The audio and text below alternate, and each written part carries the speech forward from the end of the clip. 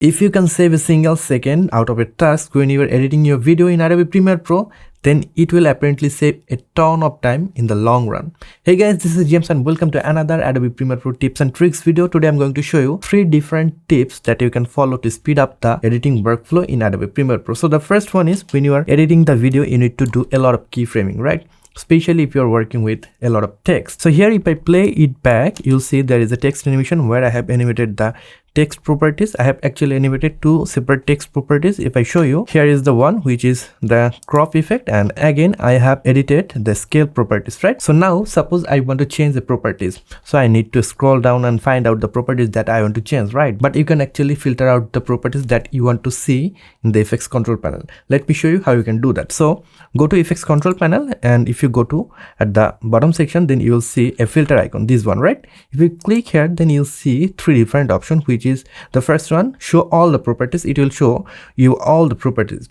But if you just want to see the properties that you have edited or you have keyframe, then you can select the second option, which is show only keyframe properties, right? If I click here, then Premiere Pro will show only the keyframe properties that you have changed earlier. So here you can see it is just showing me the crop, and under crop it is just showing me left and right crop factor. It is not showing me the top and bottom crop factor because we haven't edited that factor, right? Again, here in the text you can see it is just showing the scale. It is not showing the position or rotation. So it will save a lot of time when you are editing a lot of keyframe or text animation in Adobe Premiere Pro. Again, you can just select show only edited properties. It will show you the edited properties for the text. Suppose I have edited the color of the text, it is showing me the color of the text. Again, you can just get back.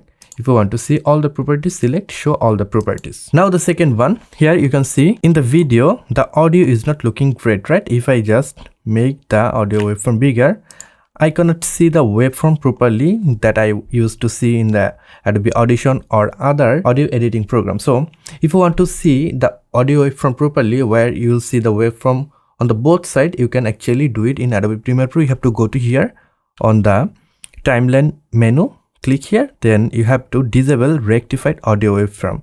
If you click here, then rectified audio waveform will be disabled just like that, and you'll see the waveform is looking better, right? It will help you to work efficiently and see the audio waveform properly. I always use this waveform. Some of you have asked me how I have done that. So that is it. You have to disable the rectified audio waveform if you want to see the waveform properly. Now the third and the last one is, if you want to minimize or maximize the preview of your timeline area, then you can do it using your keyboard. If you press Ctrl and if you then press on the equal key, then it will maximize the video layers. Again, you can press the minus key, it will minimize the video layers, right? It will shorten the preview area of the video layers.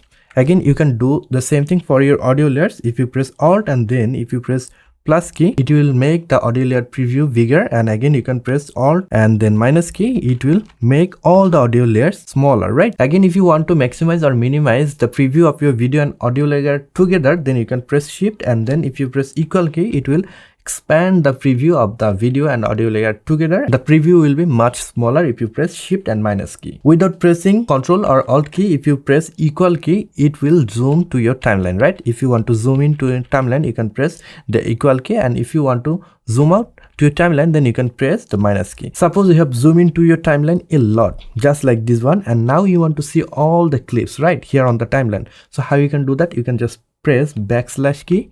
It will zoom out the timeline and it will show you all the clips that you have used on your timeline. So that is the 3 different tips that you can follow to speed up the workflow in Adobe Premiere Pro. I hope you have liked this video. If you have liked this video and if you have learned something new from this one, then you can give me a thumbs up, and if you're new to this channel, want to learn Adobe Premiere Pro or video editing, then you can subscribe to this channel to get more videos just like this one. I'll catch you guys on the next one. Until then, goodbye.